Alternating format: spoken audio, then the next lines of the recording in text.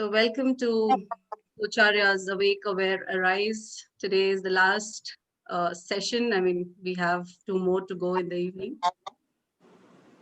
So it was almost 5 weeks sessions.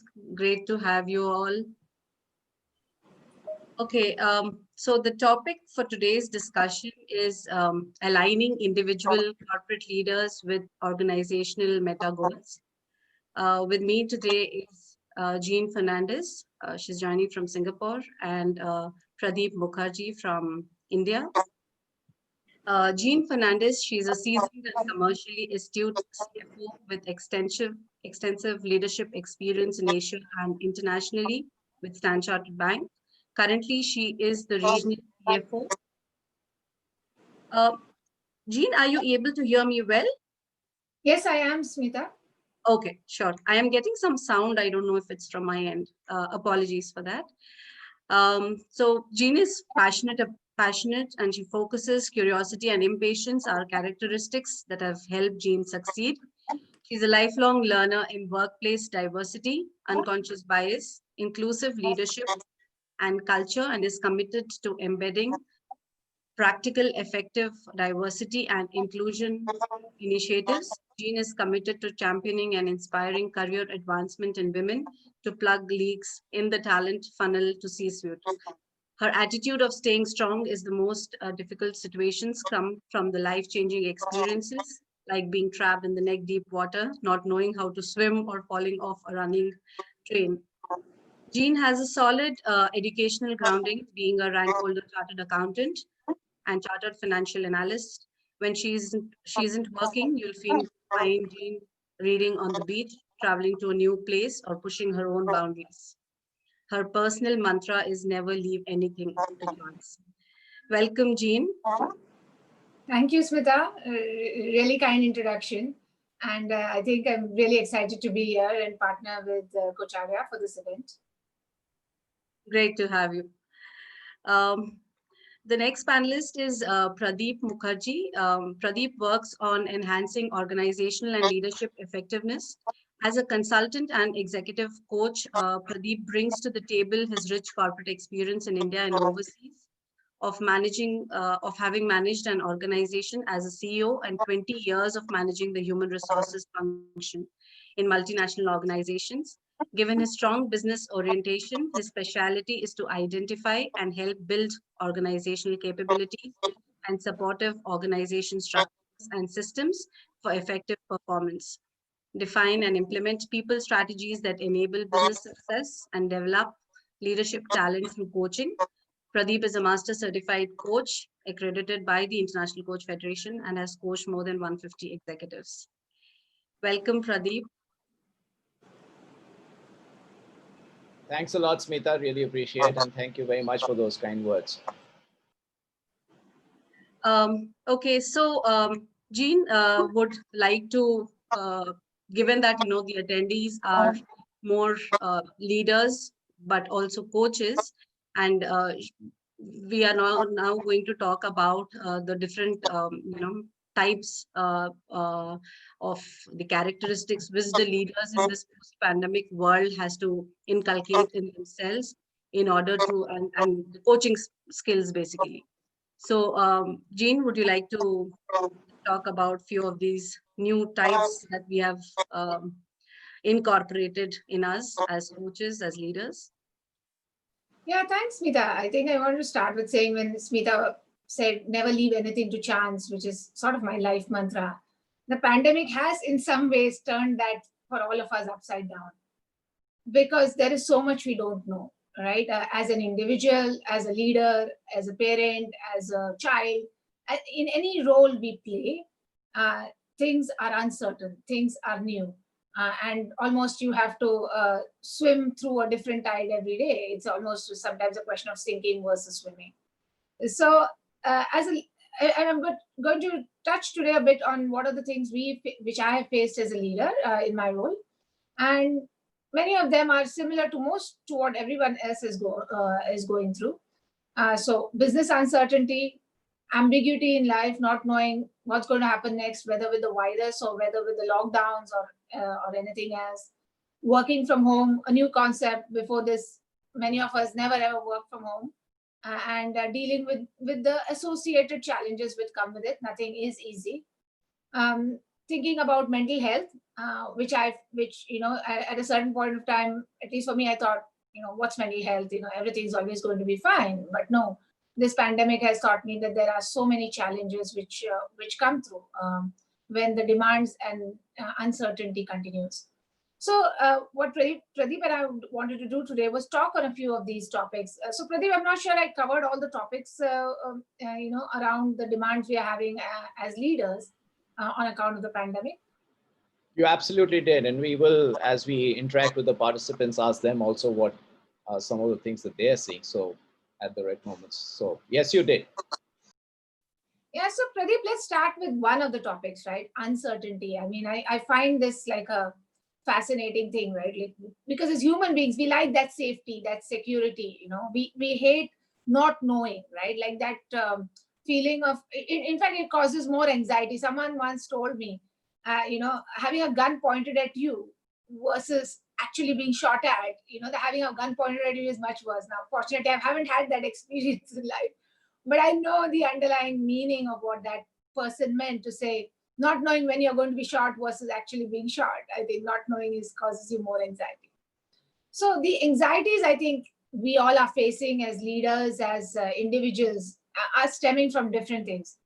The economic uncertainty, I mean, we don't know where the world is heading tomorrow, right? And it's not just we don't know whether Biden is going to be elected or Trump. It's just there is so much things which you cannot predict today versus 1 year ago when life was a lot more predictable. As an individual, there is employment uncertainty. Many of us who are employed don't know how long we will be there, how long the organizations we are working will be there, etc. Business uncertainty for the company I work in, for the company all of us work. Things have changed. Profitability has changed. Will we continue as before? Will we survive this pandemic? Is a question which each CEO today has asked. And then at a personal level, right? We've all made financial commitments, whether to buy a house or take a loan for something, or even to say I will save X thousand dollars for my child's education. And suddenly you don't know whether you're going to meet that goal or going to be able to service that EMI. So all these are the type of uncertainties I think we deal personally, and sometimes we deal in our employees, because you may not personally have it and say, oh yeah, I don't have that problem. But when you talk to your people, they are actually, those are the things which are worrying them every day. I don't know, Pradeep, if I've covered many, or if there are others which we are probably missing. No, I think you have. And I mean, just the uncertainties on three planes, right? One is your own personal plane, as you said. The second is at a plane of your, actually 4 or 5 planes, if you want to look at it this way. The second is, of course, within your own family. There will be uncertainties that people are facing because of, and the concern about health because of the virus pandemic. From a leadership standpoint, in addition to these two, because at the end of the day, you're still human, how much, some leaders would like to think otherwise. But the third thing is the uncertainty of the business, which while they have, which you alluded to and which you covered, how do you sort of take this, continue with your business in the first place? And in many cases, it's an existential question. The fourth level of uncertainty is your teams. How do you sort of manage the uncertainty on teams? Yeah, so it is, so yes, you have covered them, but I just thought I'd sort of articulate it a little differently, and the uncertainty on many planes. Yeah, so Pradeep, I'm going to ask you a question on that note to say, how have you been coping with uncertainty in any of these 5 themes, or what have you seen in your last few months of working experience?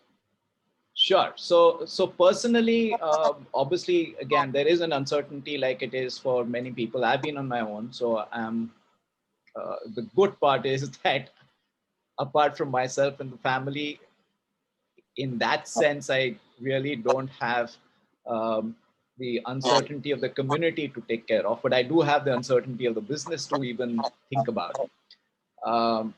Fortunately for me, I guess just being alone has helped in terms of the other things that have come with this pandemic, one has been able to sort of take in one's stride. I mean, work from home, for example, has been something that one has been doing earlier.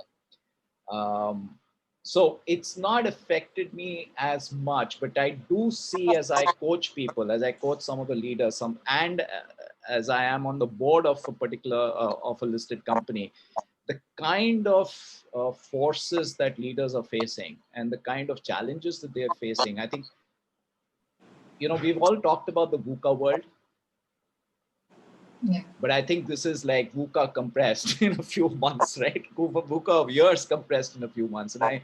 And I really appreciate all the leaders and all the people actually who are dealing with this, whichever way they're dealing with it. So to answer your question, fortunately, I've been very fortunate, I think, in that sense. Not that many changes for me, but I can well imagine, and I can see, and I interact with people whom I'm coaching, with my friends, etc., who are still in the corporate world, as to what are the kind of challenges that everyone is facing out there.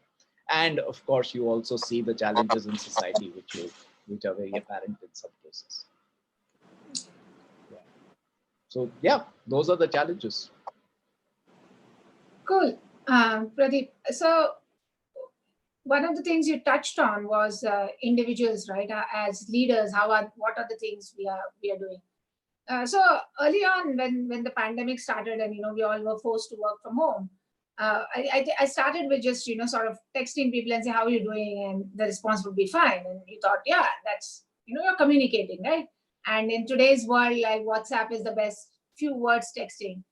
And very quickly, as the pandemic progressed, you realize that fine did not really mean fine. And I think every leader has gone into realizing that there is nothing called over communication, right? And there is nothing called, talking more or spending time talking. So few things which I have been spending time on with people who work with me, people who work for me, was first to sort of actually get with them on networking calls or non-work calls, as we say. And the one thing we did was not be very fixated on the platform we use. Because for work, we use a particular platform, right? And if I said, okay, on that same platform, let's now do coffee, it felt like, oh, it's going to be another work call. So, so we used to do mix and match. Sometimes we do Google Meet, sometimes we do Zoom, sometimes we do WhatsApp video. And, it kind of distinguished between doing a work call and a personal call. So that sort of got people to open up and to say what fine really meant. And some things were very small to say, I don't have a proper chair at home, I'm just so fed up of sitting on this dining table chair, so to speak. Others were really challenging to say, I have 2 young kids, and they're schooling from home, and how do I support? And I think as we broke the barriers of communication, we really realized what each one was going through. And actually, that helped us as leaders, as an organization, to put the right support framework in place. So we went on to sort of saying, what kind of do we need to give survival guides to young children, parents with young children, or do we need to kind of give some sort of a token amount to help people feel that they can compensate for buying like a good headset or a good chair or a good table, versus them feeling I have to pay from my pocket.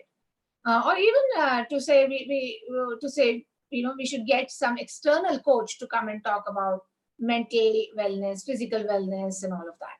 So the start of the leadership, it was just about, let me just check on my people, went on to say the conversations with my people are giving me ideas on what we could do differently, right? The other thing, again, when everything was locked down in March, when we used to ask our staff, do you want to take leave? They're like, what am I going to do taking leave and being at home? And it took all of us, including me, 3 to 6 months to realize that break was so useful, right? Even though you couldn't go out anywhere and do different things, just the fact that you're not staring at a screen, just the fact that you're not thinking about work.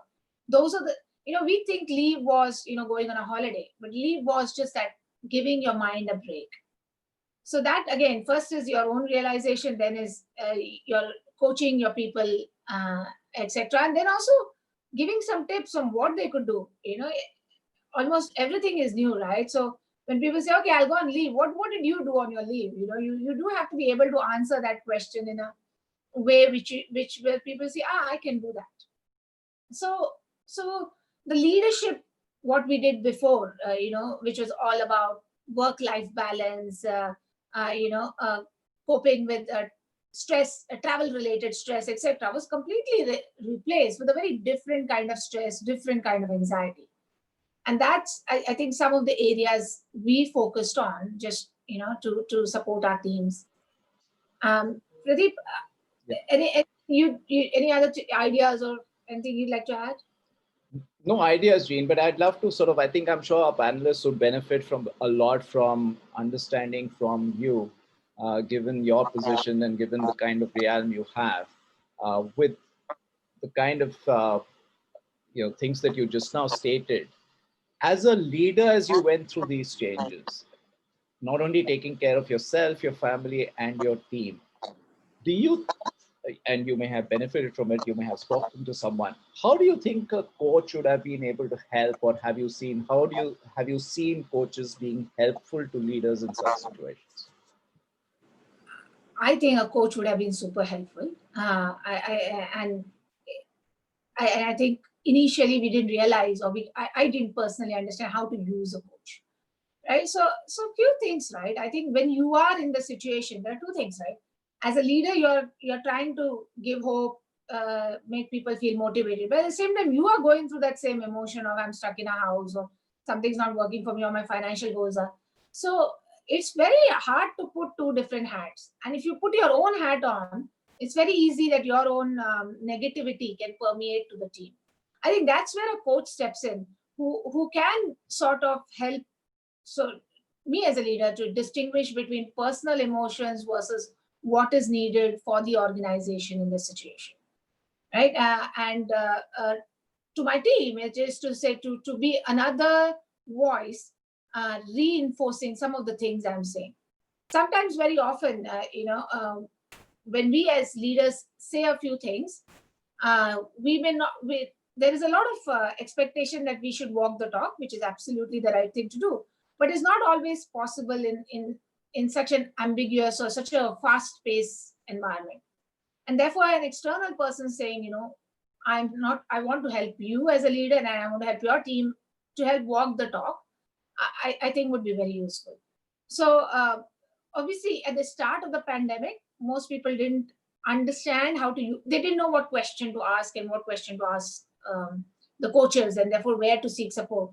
But as time has gone by, I've sought coaching, which is personalized and for more advisory to various things, to say how do you keep your mental health in check, to how to keep yourself motivated despite being locked down, to how to keep yourself distracted or learn something new, or motivate yourself to upskill yourself, etc. So several areas where coaches can play a role.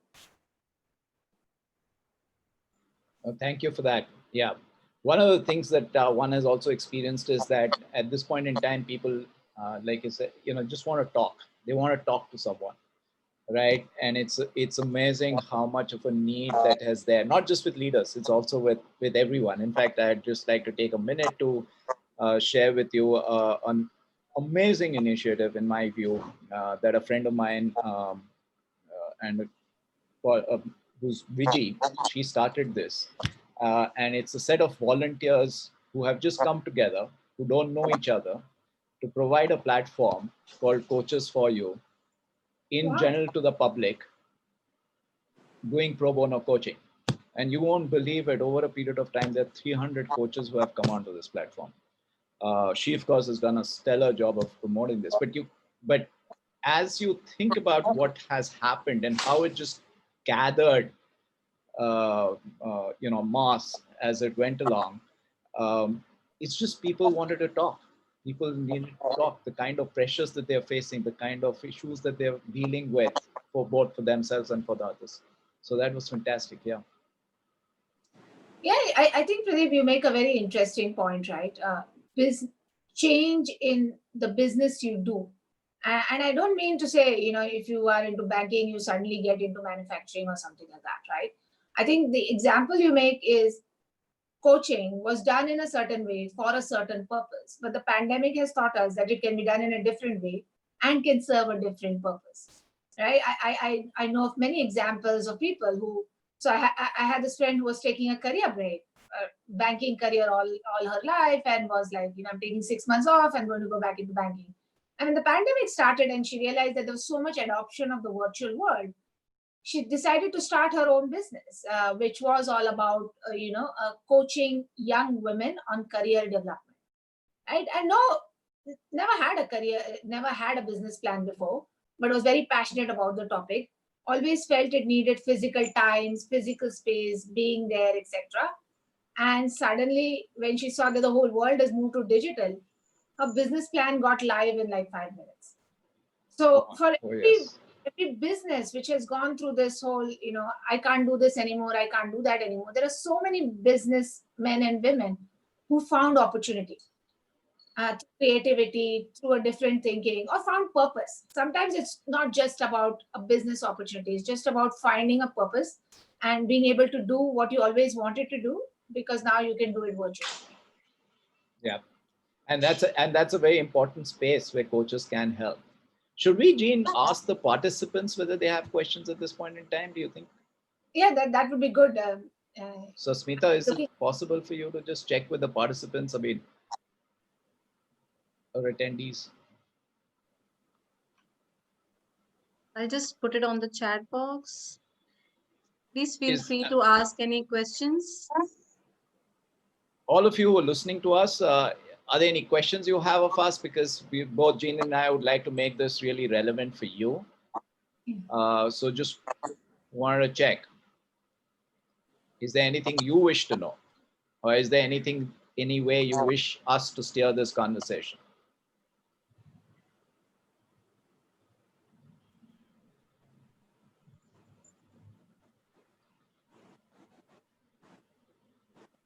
I'll keep an eye on the chat box, Pradeep. If at all any, I'll point it out. Sure.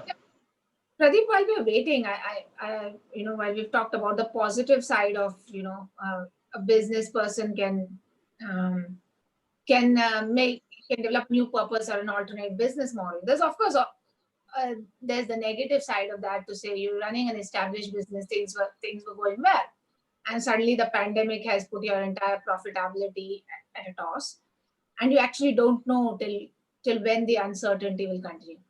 So that's another challenge which people have had to live with. And I don't know whether you've had experiences or you've had examples of how people have coped with that. Oh, yes. And I think this is what you're talking really about is existential challenge, survival challenge. Will my business survive? Will my job survive? Yes. Right. And I think I've had those kind of conversations with a few people. And I think the thing that I found in my experience most valuable to them is, one is for a lot, just to have a listener to listen to some of their issues, because some of these are so sensitive. They couldn't even talk about it in one but two cases to their spouses, right? Because they didn't want to sort of create a panic. And I think just being there, just listening as a coach, just being there for them, I think made a tremendous amount of difference in the experiences that I've had. The second thing, which is what you alluded to earlier in terms of, for every downside, there is a plus, right? Yes. And I just helping them reframe their situation was something that I felt, and not just I felt, they said to me that they really benefited from. Just reframing the situation. Okay, so what is it that you'd like to see at the end of the tunnel, and how do we work towards that? Right? Is something that people felt was very supportive at that point in time. So yeah, those were the kind of experiences I've had. And to be honest with you, it's all about your resolve, and it's all about how much you resolve to be resilient, to come back and weather the storm. No, absolutely. I think you've said it rightly, right? acknowledging that a loss of job or loss of business is not a personal failure, I think is the first step towards, supporting you to do something different, because there can always be negative thoughts, right? I'm not good enough. I did something wrong. If only I had done A, B, C. So criticizing yourself becomes very easy in this situation, and that practicing that self-compassion and recognizing that this may not have been all about you. This is something which has been this worldwide, caused by forces which are not controllable by any one of us. I think is key. There are a few other things which we've tried to share with our clients, share with our colleagues, share with our communities. I think is to be clear on what you know and what you don't know. I think at the start of the pandemic, a lot of us were into what if this happens, what if that happens, and the what ifs can never end. But being very clear on what facts do I know? Do I have money to pay salaries for the next 3 months? How much sales do I actually do digitally instead of through physical channels, right?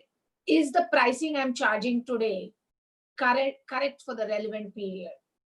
For today's time, because yesterday people are fine to pay $100. Today they may think for the same product 100 is an overpriced item, right? So the first step of saying what do I know instead of focusing on what if scenarios will really help to know what facts I can control and what facts I need to be on top of.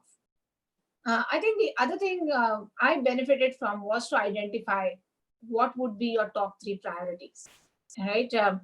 And clearly, I think the first priority is always your people, their health, their well-being.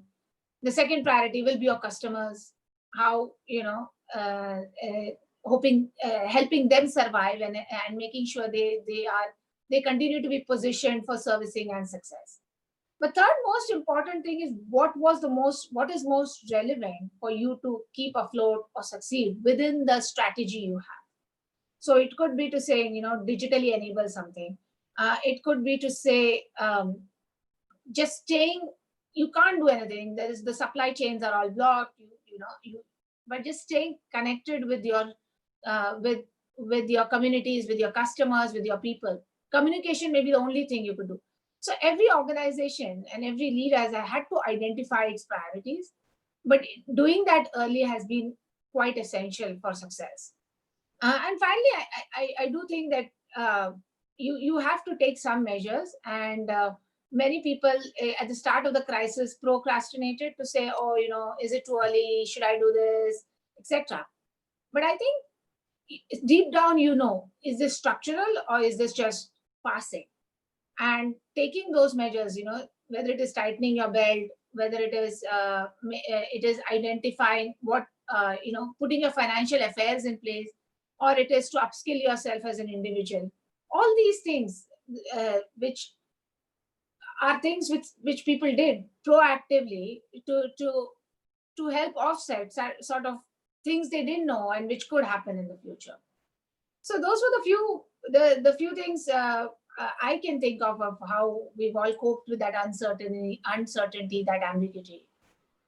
Yeah, I think the one thing that leaders probably were most challenged on in this, just from a softer angle, was knowing that they don't know, but not knowing how to share that with the people who they lead.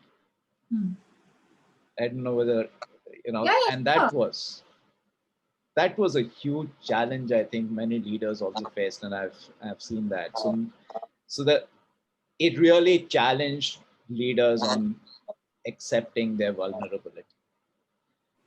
Yes, and I don't know. It's such a humbling experience. It's such a challenging at times, so much of a challenge for many people who have been there. It's the same for a parent. Sometimes the head of the family always shows they are in control. They know what's happening, and a pandemic suddenly shows their vulnerability to their kids, to their own parents, or their dependents, or whoever. I think that whole dealing with your own vulnerability and being humble has been one of the qualities which successful leaders have managed to kind of build and imbibe. Absolutely. And that's something that I think as coaches, we can really help leaders to deal with. Should we ask them again? Um, I think I'm just seeing the chat box. Smita, are you seeing the chat? Are there any so questions that we can ask? Or they can ask us? Yeah, go ahead. I am just promoting Cindy. She has a question for Jean. So she says it's a long question. I would just ask. So I'm just promoting her so that she can just join in. And hi, Cindy. Hey, Cindy, how are you? Hi there. Hi, Jean. Hi, Pradeep. Hi, Cindy.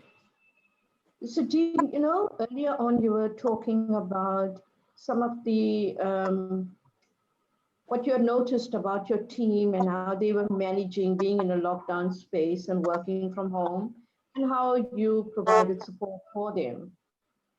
The question I have for you is, what did you notice about the team's energy in as time went on in aligning to the company's vision or the organization's vision? What did you notice about that? Yeah, I think we all went into at the start of the pandemic with excitement in a way, because or excitement for a new experience, whether it was working from home or whether it was just dealing with a financial crisis for the economy, which was different, right? There were different there were different data points coming out which we may not have seen in our business life, right? So as a financial person, as a CFO, I may not have seen certain economies perform as badly as they could, or I didn't see airlines not going to perform. So a lot of us as professionals got excited with a new experience, right? And but I think as a few days went by, we all realized that that experience is not outside of me. This experience is impacting me as well. So in a daily pre-crisis, pre the pandemic, right? You would hear, oh, one company has gone bad, or is facing liquidity problems or structural problems, and you'd like to say, okay, how are they dealing with it? So it was just like, here's an example which is outside of me, and for me, it's a case study. I think it took us a while to realize we have become the case, and we have to study ourselves as much as we are studying the industry or the clients or the communities, etc. And I think that changed the way we thought. I do think that once that realization came in, that whole self-preservation or that oh my God, what is going to happen, also did come in for all of us to say, how long would this last? Do I have the money? What will the organization do, not do? What will governments do, etc. I think that it almost, you can mimic it to the 7 stages of grief, right? From denial to anger. And then I think a month or 2 months later, we all came to acceptance. And I think at that point of time, the ideas we had of how to be successful as a team, how to make our people successful, how to ensure productivity remains, were at a super high. Because everybody then was, I am now in control. I know what ideas to give. I know how to motivate my people.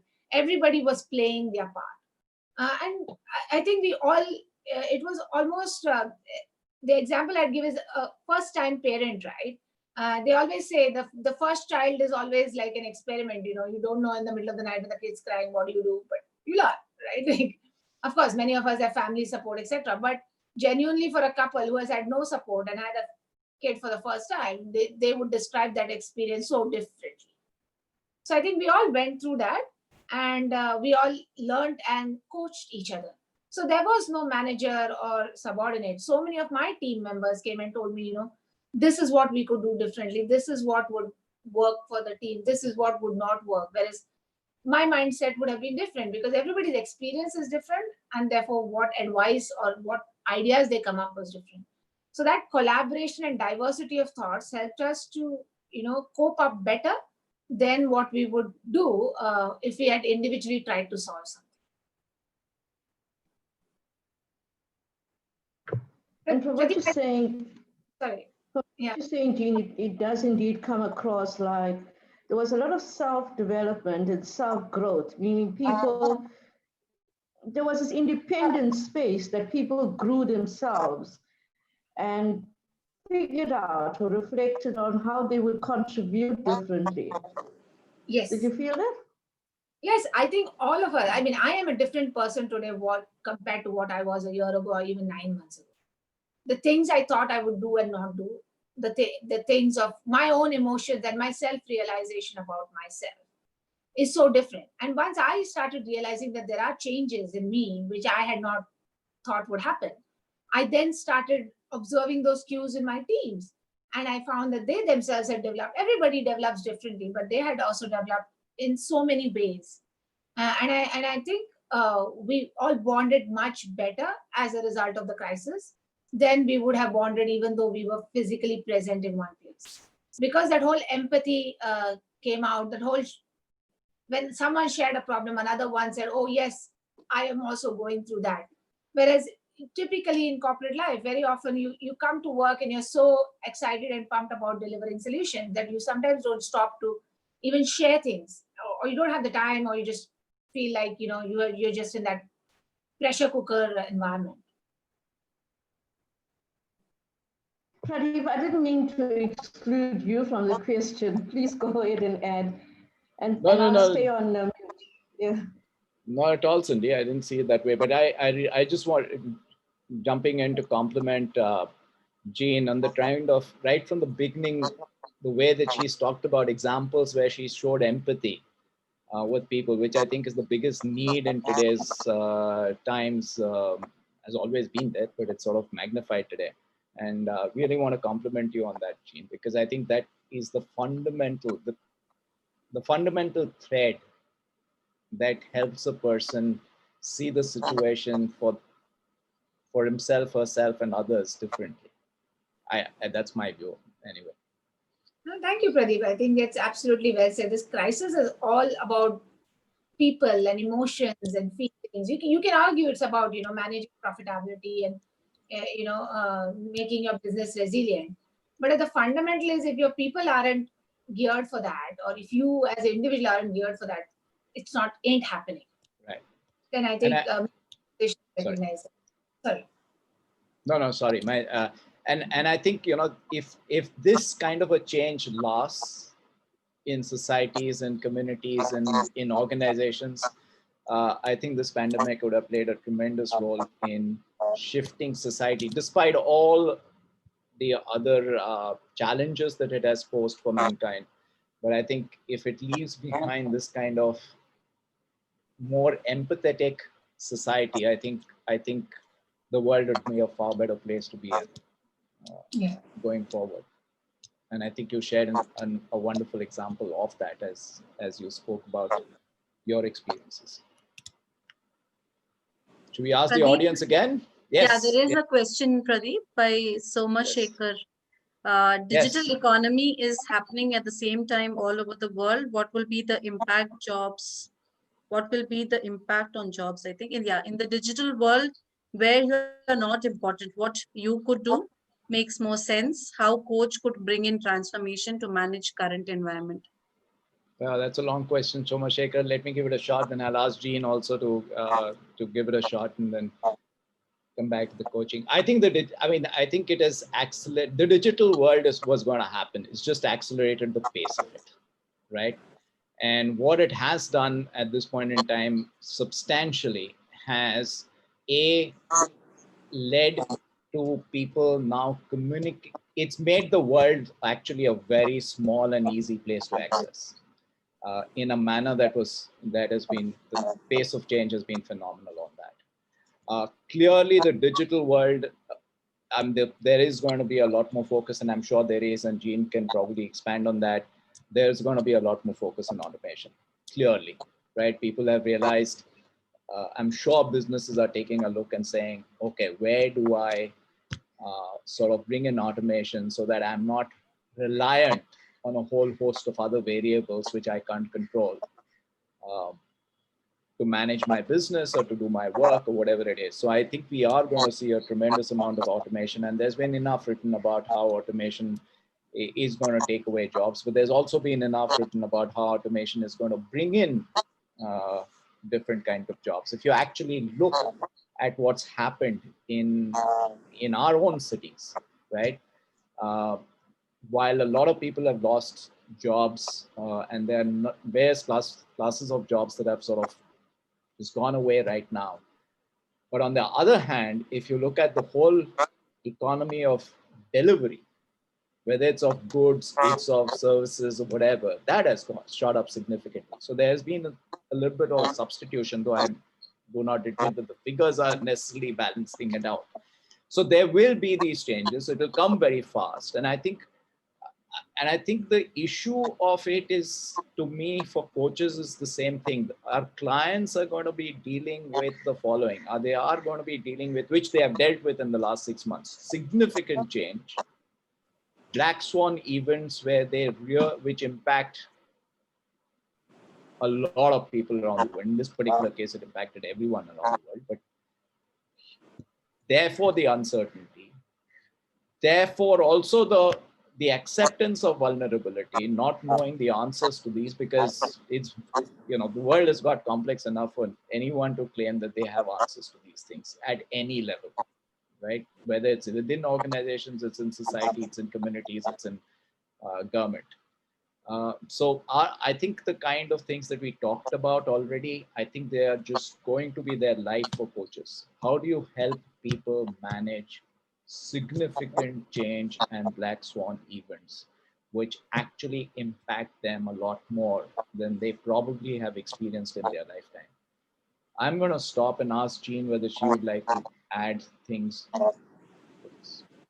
No, I think Pradeep, you've covered quite a lot of ground. I think the one thing from my personal my life experience, I mean, I describe myself as a lifelong learner, and I say that with all humility, because at one side I can say I'm a chartered accountant, I've got this great degree, but if accounting as a manual profession may not exist in 5 years or 10 years or 20, I don't know, right?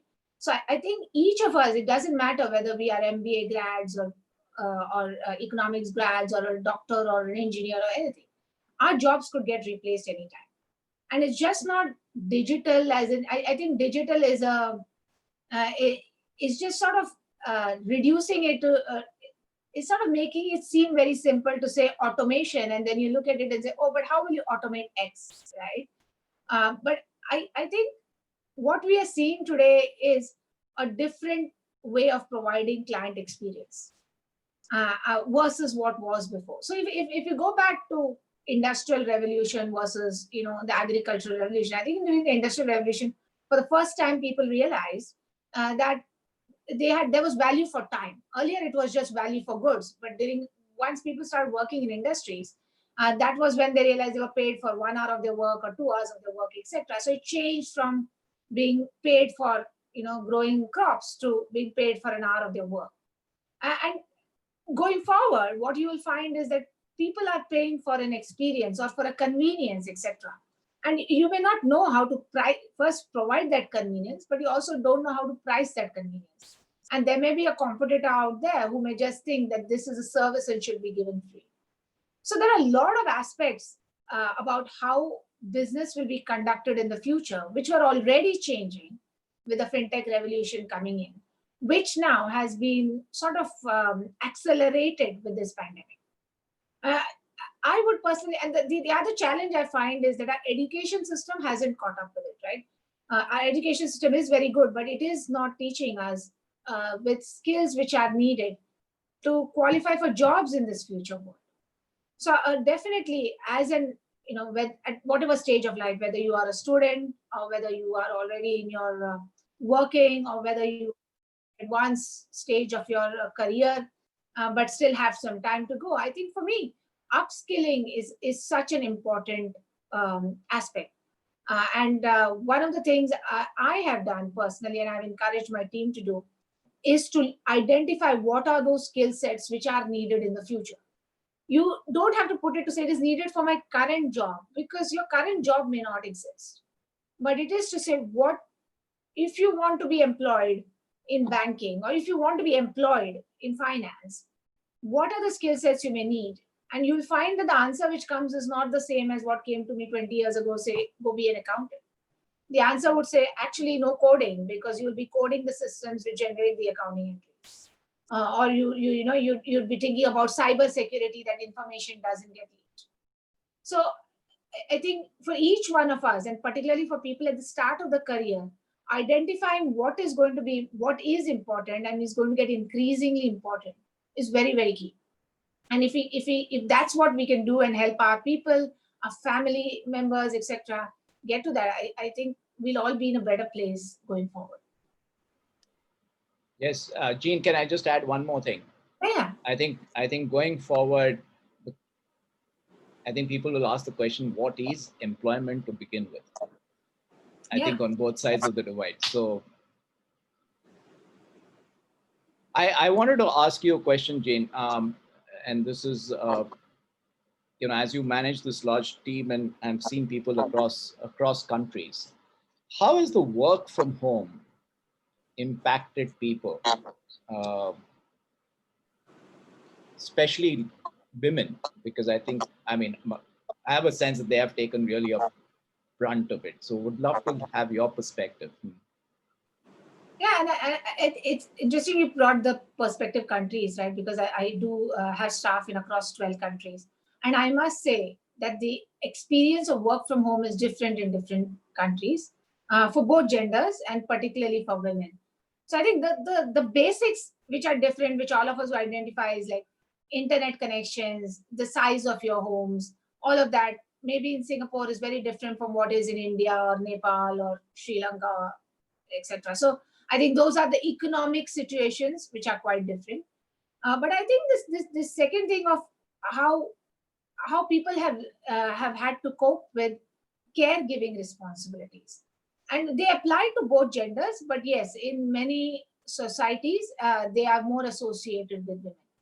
So people who had old parents at home, people who had young kids at home, and then suddenly finding that they don't have help, I think that has been a big challenge. I must say there have been quite a few women who have come to me and said, actually, I think I'm just going to take a break from work. I'm going to resign. I want to take a sabbatical because I just can't do both. And I don't want to fail at either roles. My family is looking at me with great expectation now that I am at home to spend that time with them, to devote that energy to them. And I think that has been a challenge across the board for many, many people. In some cases, it has been forced on the people by society. In some cases, it is sort of a person themselves feeling that, what they are doing. And there is no right or wrong answer, right? You live your life once and you have to live it in the way you think is best. But we've had to run a lot of coachings for our people, because we've known that work from home has created for them challenges many of which we didn't anticipate. So we've run special career coaching sessions. We've run sessions to say how you could work, or we've enabled working off peak, in the sense that you want to work early in the morning, late in the evening, it almost like doesn't matter. Or you want to actually work on Saturday, Sunday, and then take Thursday, Friday off. And that can be enabled. You and your line manager can speak about it. We've also run family bonding sessions. So to say, if there's an event or a birthday, so as an organization, very often in the past we would have family day where people would get their kids to work, etc., etc. Now, how do you do that online? Right? So how do you create that opportunity where the whole family of all your colleagues, and you can't do that at 1,000 people, but probably you can do that in a 20-member team. You can come together and you make the family feel a part, because obviously you're talking on a video and your family members are going about. They can see you, they can see the other side, and they're like, "What is going on?" So it feels nice for them to live that experience with you at some point of time. The other thing is holidays. We've really encouraged people to take more holidays if necessary. Take no pay leave, or in any way which you can take those breaks when you feel that is necessary, and not feel guilty about, being away from work, because that family life, stabilizing it, everybody at home is going through that crisis. We've also had to set up support lines, because in some cases there have been that abuse has increased as a result of prolonged prolonged stay at home, and in some cases people themselves have developed alcohol abuse or some other kind of vices, and they've quickly realized that they're spiraling in a negative path, and have said, can I have some help? So specialist medical mental support lines have been developed to kind of help with extreme situations which sort of, as a line manager, I may not be qualified to deal with.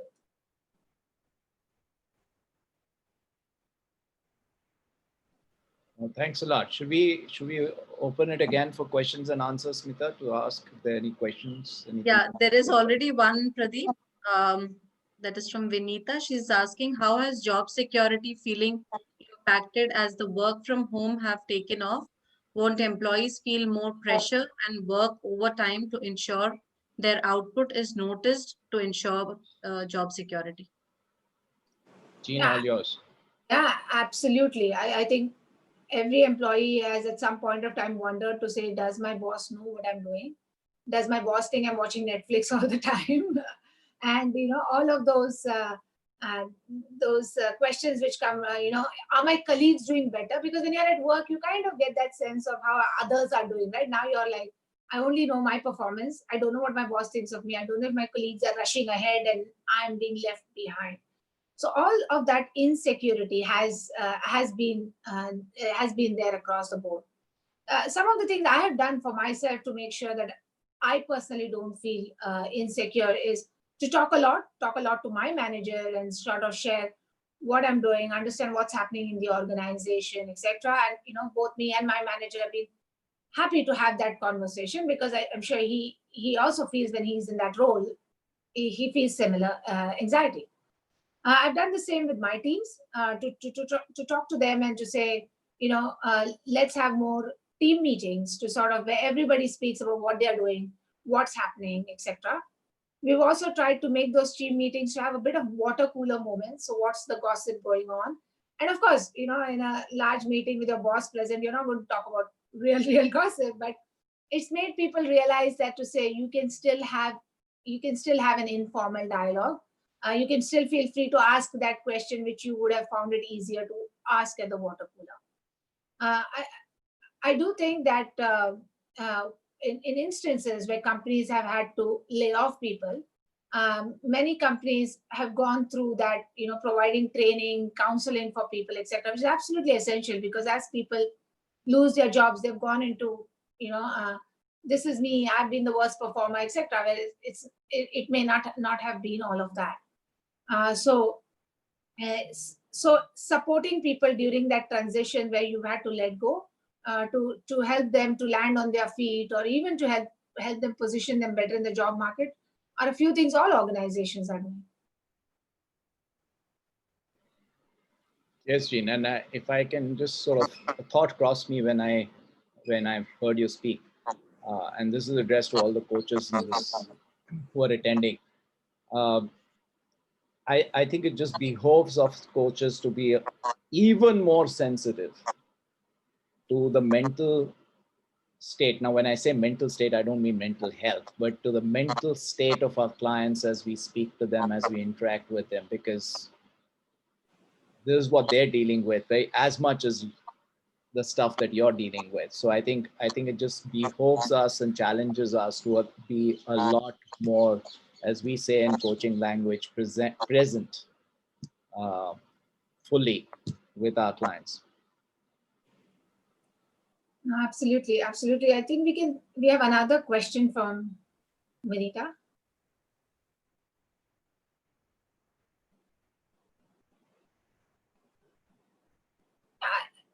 Look, Vinita, I don't think it's just banking. In every industry, there is a long-term impact, right? As people have coped up with a very stressful work environment, it has also made them recognize their own priorities in life. And many of them have sort of used this opportunity to either change career paths or to redefine their goals in life. So we've also lost good people. And when you told them, why are you giving up your job? You know, you won't find a job. The market is quite tough. They've actually turned out and said, this is the best time when you can go out and do what you always wanted to do. Because otherwise you can be on this upriding good wave and, you know, things are always going to be fine. And I'm looking for my next promotion and next bonus. So I think one of the things I think there are two or three types of people. Some who have felt anxious and whose productivity has lowered because they're going through some personal challenges or feeling difficult coping with the situation. There are others who had this life-changing, profound moments to say, if life is so short, I don't want to be continuing to do the same thing I've been doing for the past 10, 15 years. I want to do that change which I always plan to live with. So every organization has had to face and deal with these different kinds of situations. And of course, when it comes to client-facing employees, I think they are the face of the organization, and making sure that they are well supported, well coached to be able to continue to provide banking services or any other services which an organization provides, irrespective of what they are going through mentally. Making them feel confident about, you know, their position in the organization, supporting them on mental health will help them. So I think the saying goes, if you take care of your people, they'll take care of your business. So the starting point is to make sure your employees feel always settled, always feel that they know what is happening, so over communicated, and always know that help is at hand, that you as a manager, your organization has support frameworks in place. I think that in turn will reflect in how they deal with clients and how they deal with the external world.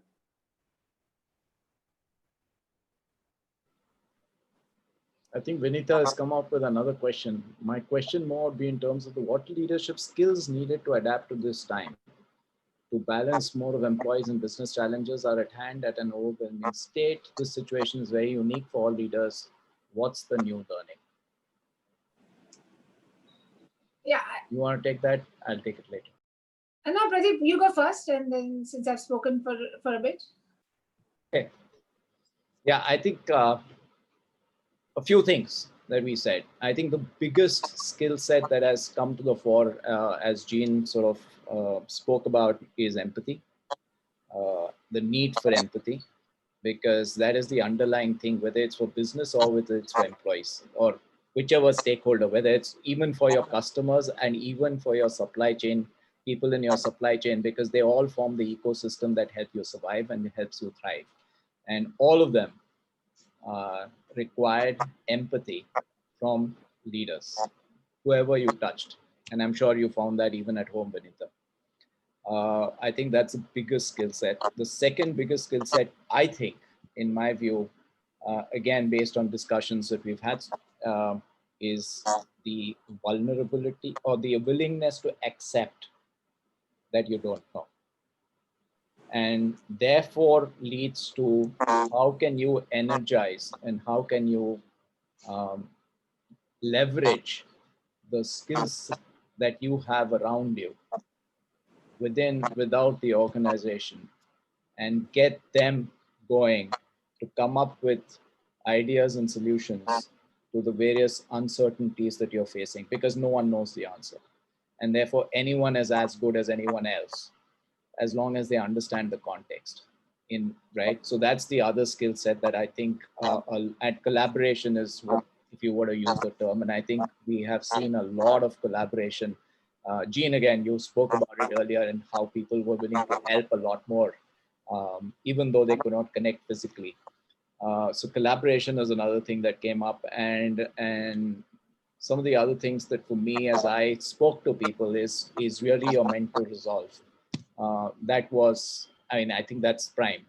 Resolve that, you know, we will get through this, because if you don't have that resolve, it gets very easy to get inundated and bogged down by all the challenges that you're facing, both personally and as a leader.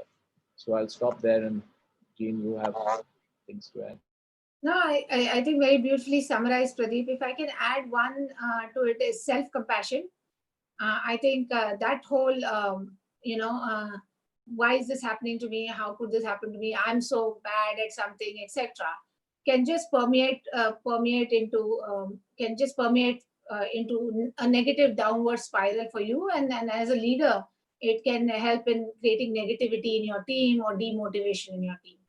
So that whole living that being self-compassionate yourself and coaching your teams to be self-compassionate and not critical of their own situation or of their own performance, etc. To me is quite key. The other one I'd say, Pradeep, is communication. Now we all think we are all good communicators, right? We can speak for hours, etc.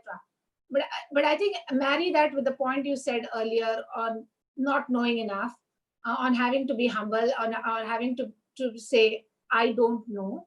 That situation can put you into, let me not communicate, let me wait for more information. What am I going to say? What do they not know? Don't they also read the same newspapers as me, etc. Right? Like, I think very often leaders push communication because they feel they don't feel they have the right things to say, or they can't demonstrate leadership. It's absolutely the wrong thing. And I think, in fact, coaching themselves on communication, on how to be able to still over communicate during this crisis, I think is another important skill set.